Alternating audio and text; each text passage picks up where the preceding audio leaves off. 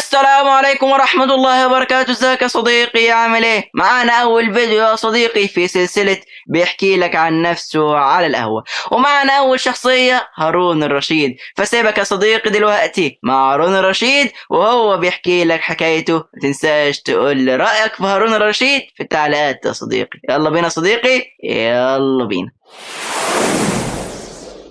بص يا صديقي، انا هارون الرشيد اتولدت سنة 763 ميلاديا، يعني من اكتر من 1200 سنة. اتعلمت الفقه وحفظت القرآن وكنت خاربها في الفروسية والصيد لحد ما كبرت شوية ولقيت فجأة نفسي بقيت قائد لجيش. وبعد كده ابويا مات فمسك اخويا الحكم شوية، بس مطولش يا صديقي، مات هو الاخر ولبست انا في الحوار. بقيت خليفة لمنطقة واسعة جدا من اقصى الشرق لاقصى الغرب يا صديقي، بس انا كنت ايه، العالم كله بيخاف مني. ففي موقف كده عايز اقوله لك يا صديقي.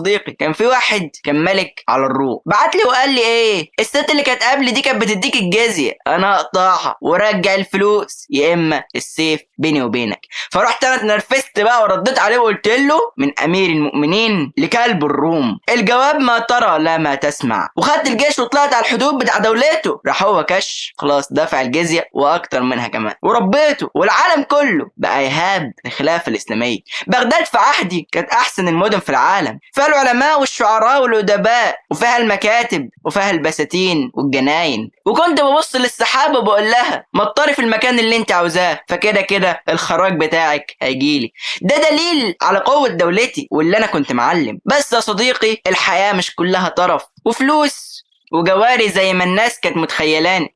الناس فاكره ان انا كنت عايش في راحه. لا يا صديقي، ده انا كنت تعبان جدا. تخيل ان انت تصحى على خبر ان في مدينه عامله ثوره عليك، ولا في واحد خانك، ولا في جيش جاي على مملكتك. الناس فاكره ان انا كنت عايش في القصور وبين الجواري والخمور، وطلعوا عني اشاعات كتيره، بس ربنا وحده يعلم انا كنت عايش ازاي. كنت ببكي مع العلماء وبضحك من الشعراء وبجلس مع الائمه زي الامام الشافعي، وكنت خايف جدا من اللحظة اللي هتحاسب فيها، من اللحظة اللي هقف أمام ربنا وهيحاسبنا على كل واحد، اللحظة اللي هتسيل فيها عن مملكتي من الشرق للغرب. كنت مرعوب من اللحظة دي يا صديقي، بس زي ما انت عارف ان الكل هيموت. سنة 809 ميلاديا شربت من كاس الموت. بس قبل ما امشي عايز اسألك سؤال يا صديقي، لو انت كنت مكان هارون الرشيد معاك كل الحاجات دي، مملكة من الشرق للغرب وقصور وجواري وطرف ونعيم، هل كنت هتنام على السرير ولا تنزل تضرب الاسوار بالمنجنيق؟ كنت معاكم هارون الرشيد.